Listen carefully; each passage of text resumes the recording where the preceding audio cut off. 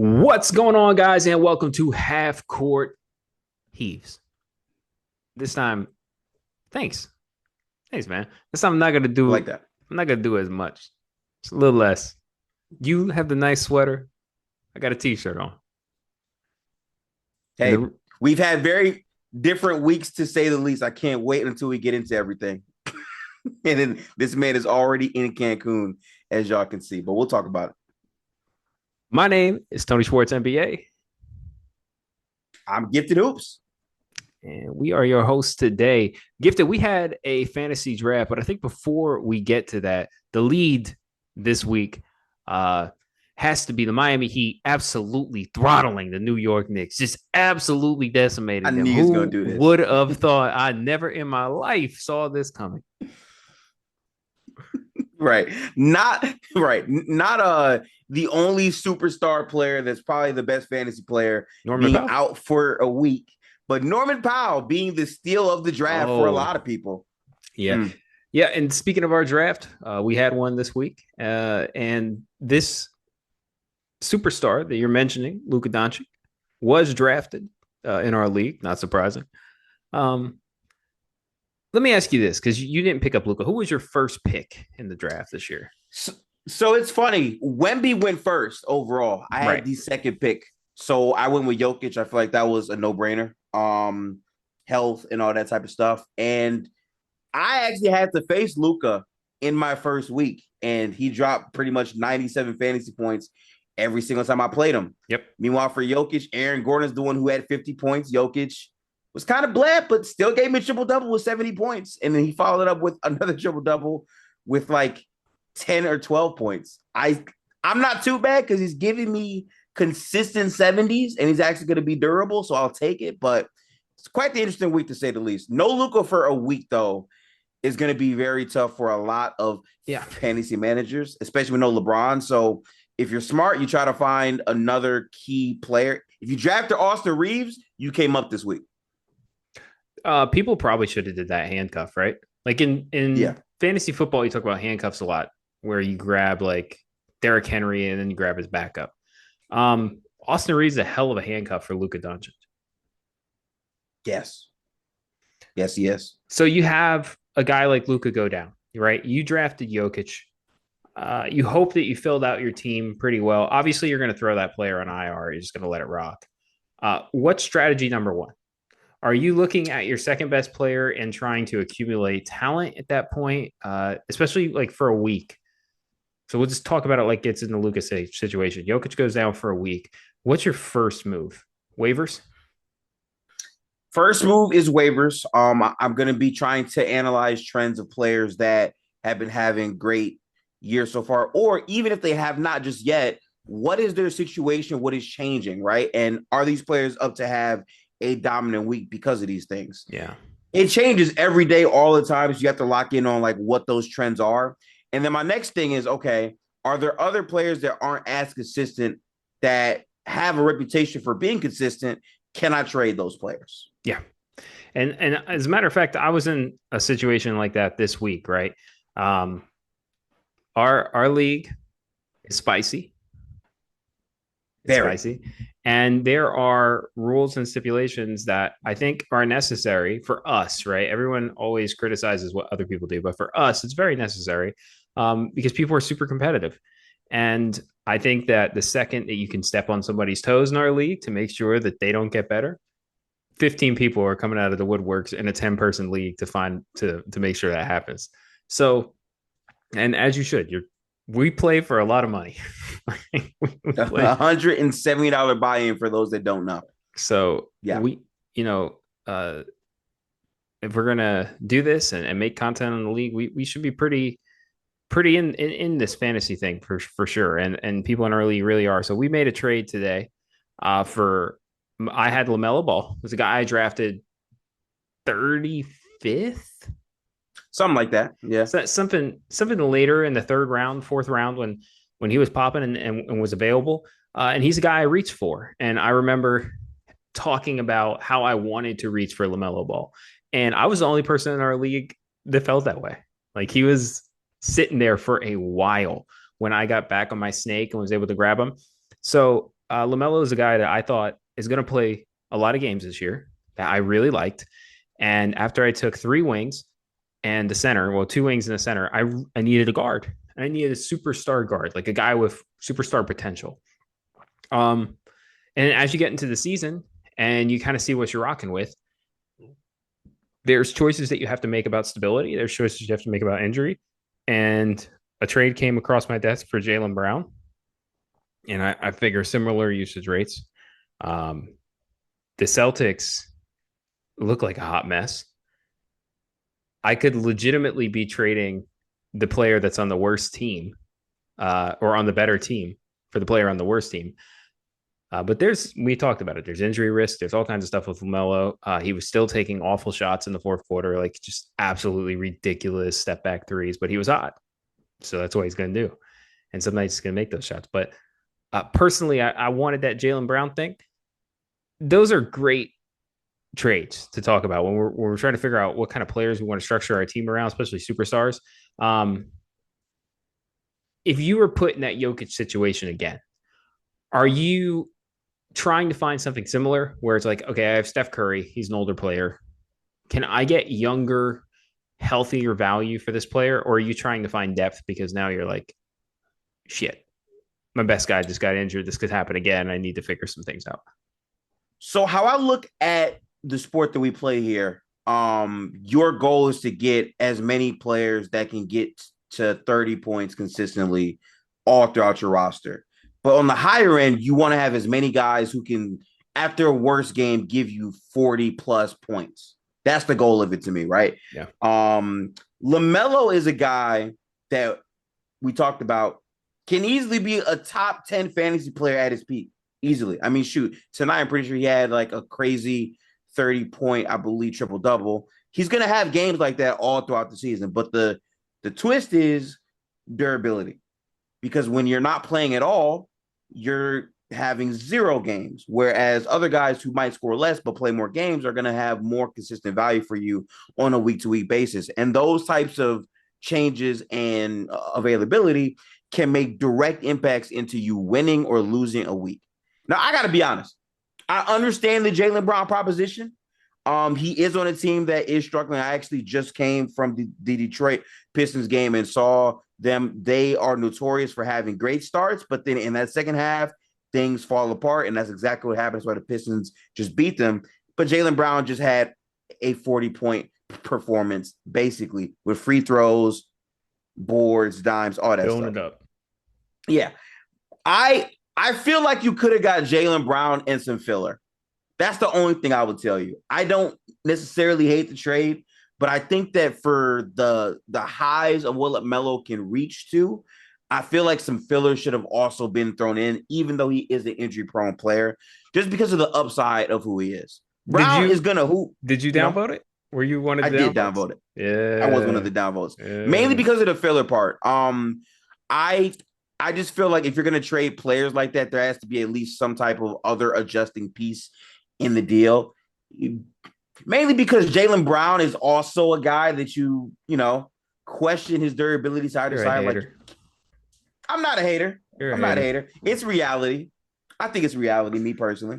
But, Shane loves to draft high upside players. He does it every year, so I'm not mad at the trade for probably going through. But I do feel like that is a thing for me. This will be my counter to that.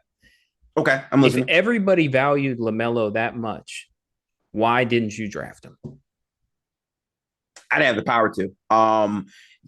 For me, the players that I drafted before him were important to my draft strategy. First off, I didn't know I was getting Jokic. So right off the rip, after getting Jokic, everything changes. Everything changes. How I want to build, because initially I was going to take guards higher. Like, I was going to draft probably Shea. Like, I didn't know too. Yeah. And then it's like, but it's Jokic. I got to go for that. So for me, that changed my entire strategy. And then by the time I was going to get LaMelo, you got him. And there's 8 other people. It's not, obviously you're here in front of me, so that's I'm posing the question. But there's 8 other people. If LaMelo, and there was pushback from other folks too, which is fine. Like, it was honestly pushback about like a process. We have a process for trades. Yes, we do. All right. But if he was valued that much, if you guys didn't have the concerns that everybody else that I have, uh, and even if my concerns were less because I drafted him, I value the guy. Somebody could have took him. True. Jaylen Brown went 12th. LaMelo went 20 picks later. So to me, I had him on the block. Everybody got to submit their best offer. This was the offer I got. Sometimes it's not an even trade. Well, this is what I had. This is what was there. And Yeah. he was a player that wasn't a super easy move. It didn't work out the way I wanted it to all week, and that was the best value I could find. So I took the trade. It'll be interesting to see if it goes or declines. I actually think Shane has cold feet now. By the way, just putting this out there. I think he might have You think vetoed his so? own trade. He might have vetoed his own trade You think so? after Interesting. after the Jaylen Brown game. I think he might have. But if it gets declined, it gets declined. But this is the content, bro. This is the whole point of the show. The whole point of the channel. This is dramatic. What was our Yes. first trade this year? Our first trade was Anthony Simons for Josh Hart. You would have That was the thought very first trade. you would have thought somebody in the chat joked that Luka just got traded for Igor.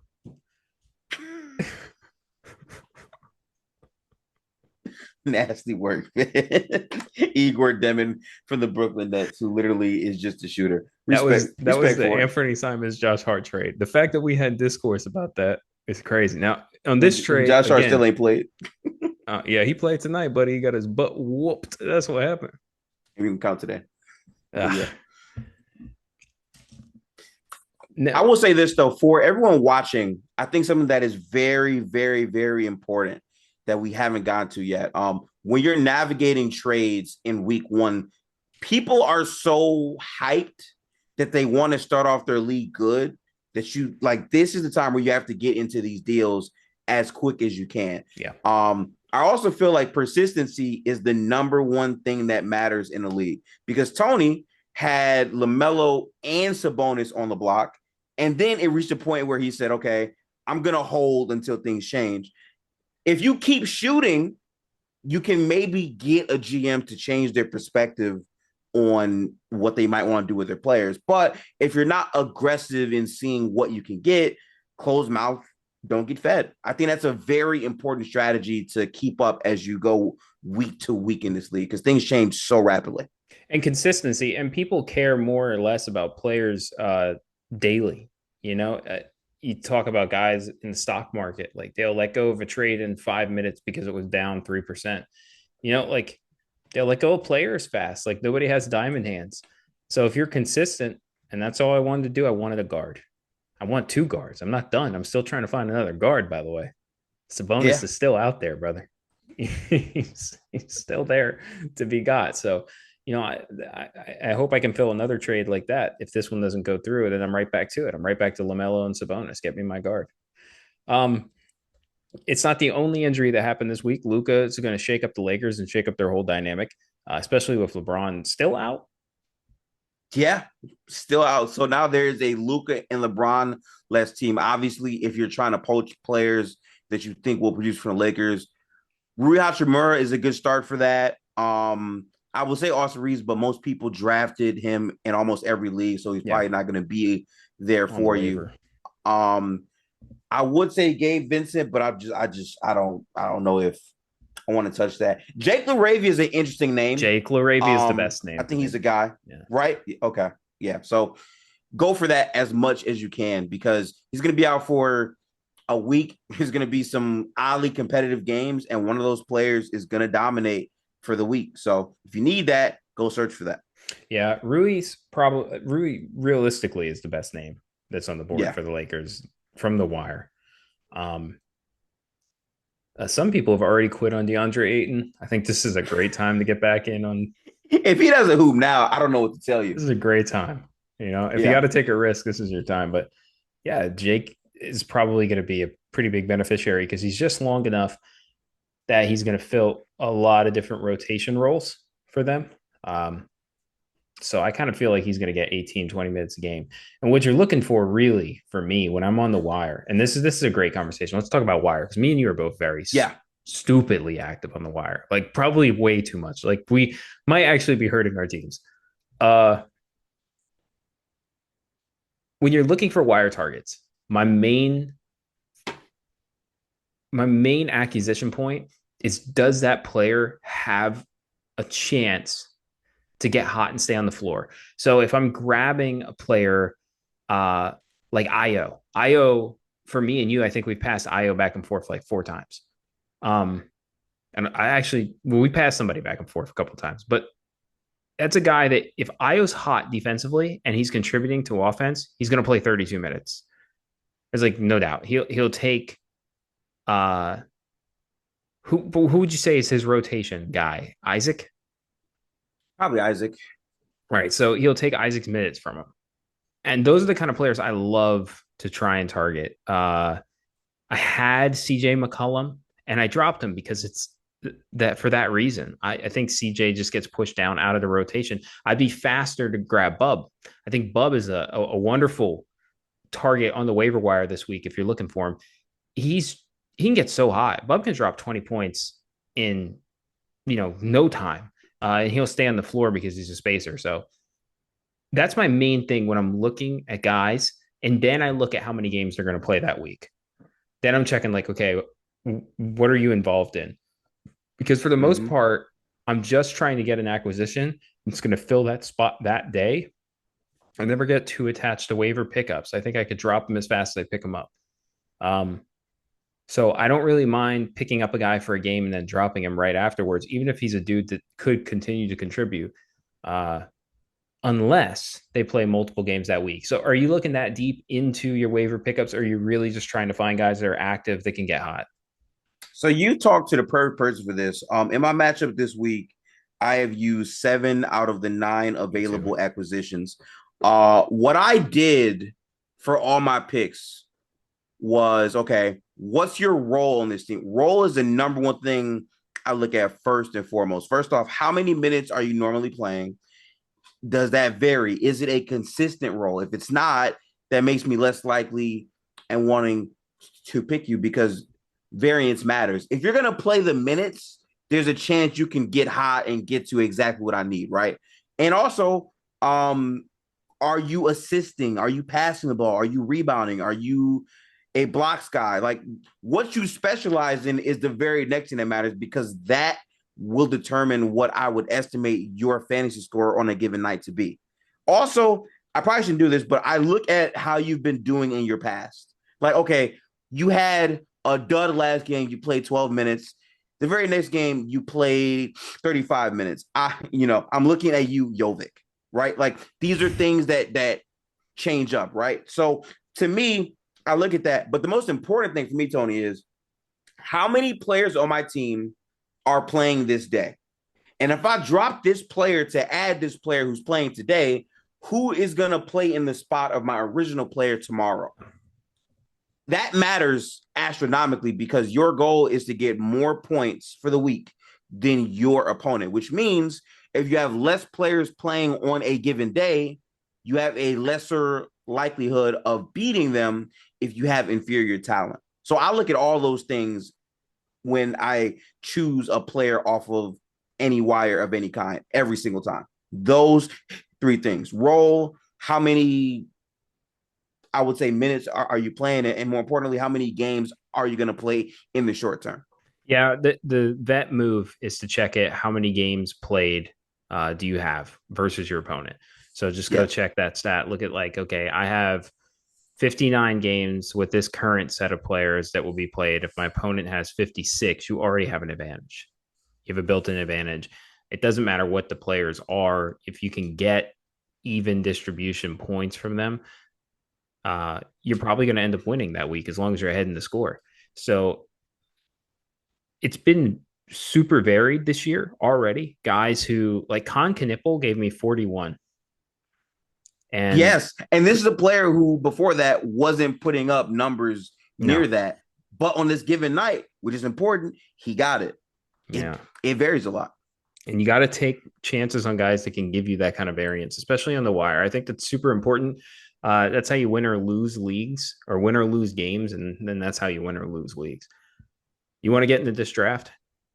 Yes. Before we do, I just want to highlight my biggest ads Go, go. this week.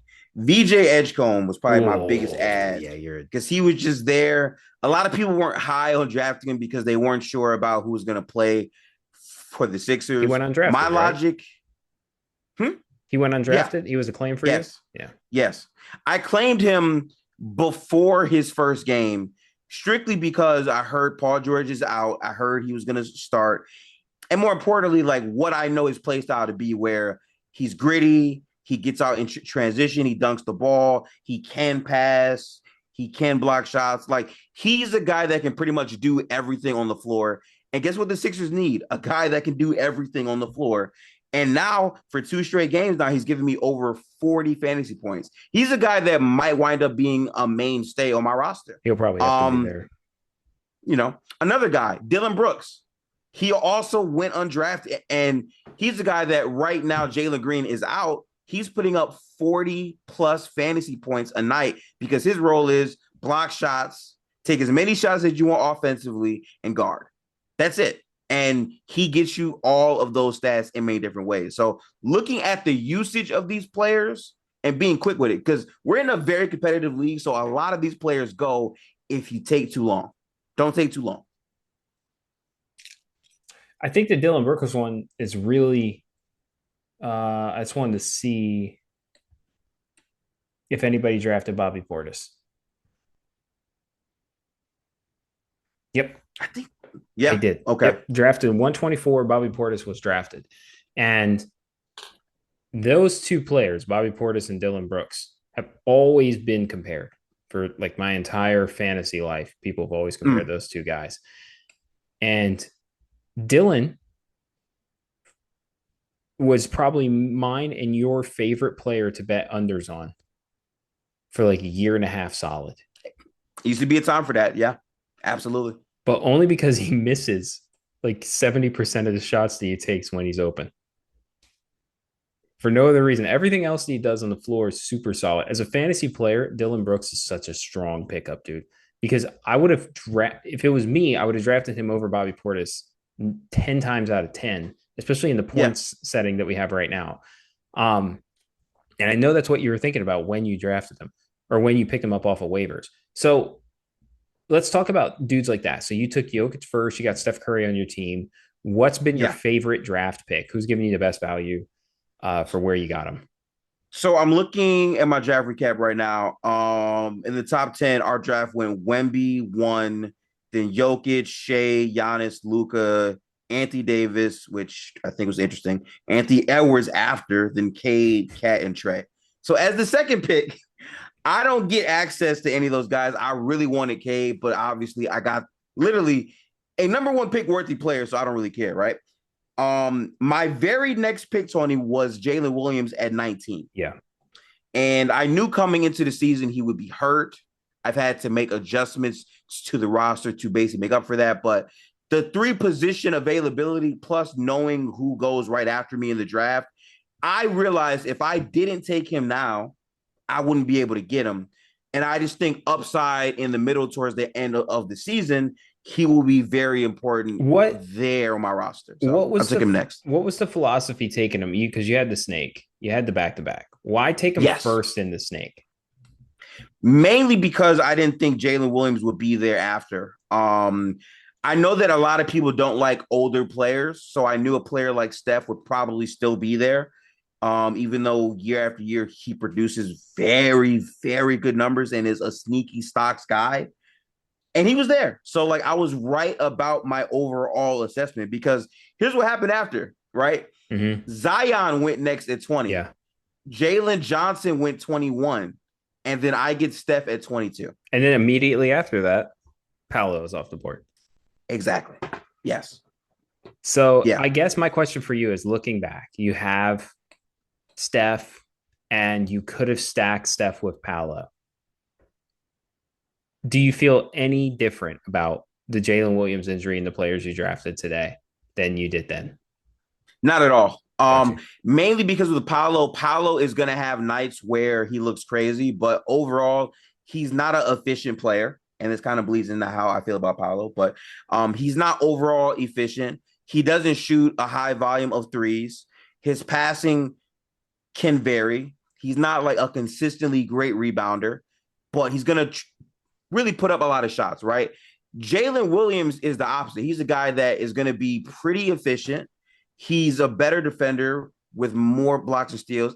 And outside of this injury, which unfortunately has him out, he's been historically a more durable basketball player. So all of those things paired with he can play the small forward, power forward, and big man spot makes my roster more flexible, with my best player being Jokic, who does everything. So, like, I want a player who can do everything at multiple spots. And that's why I said I want to get him there. Yeah, I've thrown Jimmy Butler into a few trades, and I'm super glad that they didn't go through because that three position So big, man. availability is super big. And the fact that Jimmy's playing up to his talent this year, Open. it's just, he might be a mainstay. Because when you get a three position guy that can go out there and give you 30 points a night on really good efficiency, get assists, get rebounds, you almost never want to let him go. So we go into that next round. Like we said, Paolo goes. These are like the Evan Mobleys, the Tyrese. Kevin Durant goes 26. Yes, he does. I think a lot of people in most leagues had Kevin Durant somewhere around 11 to 20, I think was the ADP for him. Okay. 26 right after Tyrese Maxey and right before Bam Adebayo and Scotty Barnes. And then I take Sabonis at 29th and then get LaMelo Ball back in the snake. So round 4 is when I pick LaMelo up. Right. And you got LaMelo after Vucevic and Josh Giddey right after LaMelo. I just to push back on people giving me crap about LaMelo. The players that went around him were Vucevic and Giddey. That's right what our after, league thought of LaMelo Ball. Vucevic yes. and Giddey went before. And then right after LaMelo. that, you have Joel Embiid, Ja Morant, and LeBron, who's currently out. So you had a lot of other players who are also hurt go next. Why am I get? All right, we're going to keep pushing it. So Kevin Durant goes late. LeBron in our league goes 35, which I think is fair. That's actually a proper place for him. After a couple of injury-prone players, then we're taking LeBron. Is there anybody else you want to highlight before we get into our next picks? Yeah, Franz going 37 surprises me. I thought he would have went over a lot of these players, primarily because he's basically Paolo, but more efficient in terms of like the overall fantasy stuff. He has the ball. Now, I think part of that is there's 3 guys who are going to be usage guys on the Magic, so people probably didn't want to draft any high because we don't know exactly the year that'll churn out. But I think Franz is pretty good and is normally healthier, so I would have probably took him a little bit higher. I have a hot take, okay? Domantas Sabonis is a guy that is normally a very good fantasy player. He should have went higher. I believe he should have went higher. I think the reason that he didn't is because he's on a roster that people don't know what the Kings are on. There's multiple high usage guys next to him. And I think in the early parts of the season, it's going to look like that. But for the entire season, when some of those guys maybe get traded, he's then going to be in a spot where, okay, they realize to give me the ball more now. Now I'm going to generate more points a night. Like the long game of this draft matters a ton, and some players aren't drafted because of that. Explain to me the difference between the Kings and the Hawks. One team has 3 high ball usage players. The other team has one main creator that is very shaky and consistent and might get hurt. Okay, well, I see 3 high usage players with Jalen, Trey, and Nickeil Alexander-Walker, who takes the most shots on the team for some reason. It's been out of pocket for Nickeil, by the way. He's been taking a lot of shots. He took 19 shots the other game. 19. Yeah. Which was the most shots on the team. Yes, he did. I don't know how long that's going to last, but he is getting them up right now. He's getting them up, man. They're my 2 least favorite teams to watch in the league. I would rather watch G League hoops with the Brooklyn Nets. I actually have some. I have fun watching the Brooklyn Nets. They're really terrible. They're really bad. It's impressive how But bad they can be sometimes. I have a lot of fun. But the Hawks and the Kings are like tough watches. Uh, all right, then we shift down. We're running out of time, so we're gonna get through the rest of this draft. We do have a Cooper Flag sighting at 42 by That was Gifted me. Blade, Yes, and yes. you catch him on the backside of a snake coming off of Derek White. So you get Derek White at 39 and Cooper Flag. Yes, I wanted Derek White badly. Yeah, I Like did really, too. really badly. And I gotta say right now, I'm loving that I had the faith to take him over some other players because Tony, let me tell you something. Uh Today was probably the most impressive fantasy night of Derek White. And I say that because he couldn't buy a bucket. He had 15 points, and yet despite having 15 points, he gave me 50 fantasy points because he had 3 blocks and he had 4 steals. He's one of my favorite players in fantasy. And the best part is he was probable for the game with a wrist injury, but he plays. So he Iron played Man. through it and gave me those stats. He watched That's the why time. I draft Derek White so high. Yep. Yes. Yeah. I took a risk on Flag. He's unproven. He's a rookie player. A lot of people don't like the upside of how he will look when Kyrie gets back. I took him mainly because I think he's going to get stats. He can block shots. He can steal. He can rebound. He can pass, and he can get at least 15 points a night. So that's why. He looked terrible in game one, but this is why, as a fantasy manager, Tony, it is very important to not overreact. I didn't press that red button. I definitely could have, but he played better in his second game, and right now he's playing well in his third game. These things with young players shift around. I'm kind of mad at the app though because Jason Kidd is playing Cooper Flag at the point guard, so I'm expecting at some point they update his position availability to point guard since he can play point guard, small forward, or power forward. I would like to have that three, position versatility. Um, and yeah, I might hold on to him, I might not, but I think with time he'll play better in his role, and then if that happens, he'll be a perfect trade chip for me. So I don't hate that at all for me. After that, we get two centers, and Miles Turner and Jaren Jackson Jr. So those are the picks that you were around. We get Porzingis at 50. So rest in peace to JD for three. Let's talk about that real quick, please. Yeah. Okay. My entire life, I've seen Porzingis healthy for one season, and the in between period from LeBron and Melo and Dwayne Wade, the next immediate period, which is like Porzingis and Giannis, like the unicorn period. I know we call it Wemby a unicorn now, but Porzingis was a unicorn before. Yes, he was. I kind of hate that whole era of players. I really don't like any of them.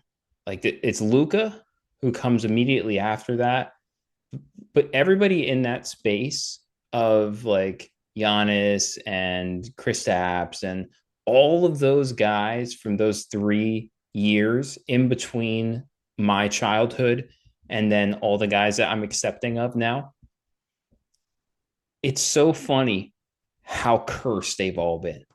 Like Giannis broke away from it, but he's still stuck in Milwaukee. Like every player from that portion of history is super cursed, man. They like Dennis Schroeder.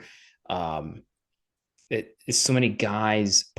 I guess Paul George kind of leaked into that a little bit, but it just sucks. It sucks for Porzingis. He never got to reinvent himself after New York. He never got a chance to become a different kind of player, chasing a different kind of role. But yeah, man, I mean, drafting him, I wouldn't have did it. I don't know when I would have had him, but I wouldn't have drafted him. Maybe in the Andrew Wiggins spot, the last pick in the draft, I would have took him. I want to point out some names by Porzingis here, which you said he went 50. Yeah. Okay. So right before Porzingis, you have DeMar DeRozan, Desmond Bane, Kobe White. After Porzingis, you have Trey Murphy, Jimmy Butler by you, Dyson Daniels, best pick Jamal of the draft, Murray. by the way. Best pick of the draft. Great value right there. Kawhi Leonard, Miles Bridges, De'Aaron Fox, Lauri Markkinen. Now, here's the craziest thing. To me, this is my steal of the draft. Someone drafted Porzingis before Julius Randle. Nuts. which if I have to give you his numbers right now, he's ranked 7th in fantasy right now. Debut game 55, 56, and then 56 again. To draft Porzingis, who we don't know if he's going to play or not, on the Hawks, who have a lot of higher usage players, so his role is going to be inconsistent. I just feel like that's poor value for what you could have had at that position, and that might hurt that owner. We'll see how that goes, but yeah, I don't know. That's We're gonna tough value right there. we're gonna update you on some of this stuff next week. Next week we'll talk about it. But Yeah, we will. at least for right now, me and Gifted are gonna go ahead and sign off, and we're gonna see you then. Yeah, we will catch you guys next week. By the way, I do want to talk some trash. I had to go up against Luka Doncic, and I came out victorious. He was out today because he got injured today.